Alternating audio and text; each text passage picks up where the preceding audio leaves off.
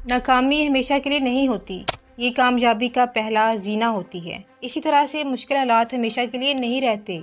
حضرت ایوب علیہ السلام کا صبر یاد رکھ لیں تو پتہ چل جائے گا کہ مشکل وقت ہمیشہ کے لیے نہیں رہتا۔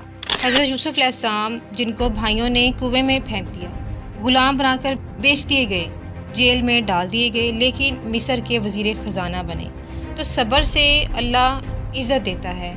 تو یاد رکھیں کہ محنت ہمیں صبر سکھاتی ہے اور لگن ہم سے صبر کروا لیتی ہے۔ اللہ سبحانہ تعالیٰ نے ہمیں یہ سکھایا ہے کہ مشکل کے ساتھ آسانی ہے، اور بالکل ایسا ہی ہوتا ہے کہ مشکل کے بعد خوشی بھی آتی ہے۔ غزوہ احد میں وقتی شکست ہوئی تھی، لیکن پھر اس کے بعد اللہ تبارک تعالیٰ نے مسلمانوں کو فتح نصیب کی۔ تو اس طرح سے اس پاک ذات نے ہمیں سکھایا کہ اللہ کی رحمت سے مایوس نہ ہو۔ ہمارے نبی پاک صلی اللہ علیہ وآلہ وسلم مکہ میں تبلیغ کرتے رہے، کتنی زیادہ مشکلات دیکھیں۔ طائف میں پتھروں سے زخمی کیے گئے، کئی سالوں تک فقر اور بھوک برداشت کی، لیکن آخر کار دنیا کے سب سے بڑے رہنما اور رحمت للعالمین بنے۔ وارفان اللہ کا ذکر کے لیے چنے گئے۔ درود و سلام ان پر بھیجنے والی ذات خود میرے اللہ کی ہے۔ اتنا مرتبہ، اتنی عظمت، یہ سب آپ صلی اللہ علیہ وسلم کے جذبے، ہمت، حوصلے اور صبر سے ملی۔ اسی طرح سے پھر کتنے ہی صحابہ کرام کی زندگیاں بدلتے ہوئے دیکھا۔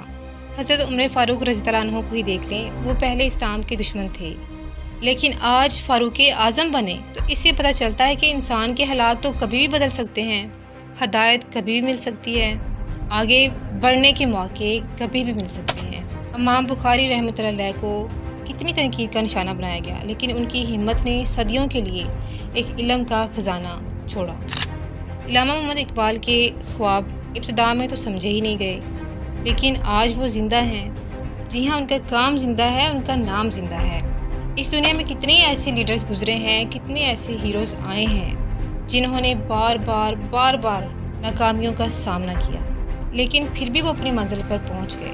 اس لیے کہتے ہیں کہ ناکامی کوئی زوال نہیں ہے، یہ تو کامیابی کا پہلا زینہ ہے، بس صبر اور محنت جاری رکھنی ہوگی۔ ناکامی ہی تو اس بات کا ثبوت ہے کہ تم محنت کرتے رہو، آگے بڑھتے رہو، کوشش کرتے رہو۔ کہتے ہیں نا کہ گر کر سنبھل جانا ہی زندگی کا راز ہے۔ ناکامی نہیں بلکہ کامیابی کا آغاز ہے۔ اس لیے ہمیشہ یہ بات یاد رکھیں کہ اندھیروں سے ڈرنے والا کبھی منزل نہیں پاتا، کیونکہ یہ بات اس کو سمجھ نہیں آتی کہ رات کے بعد ہی سورج روشنی لاتا ہے۔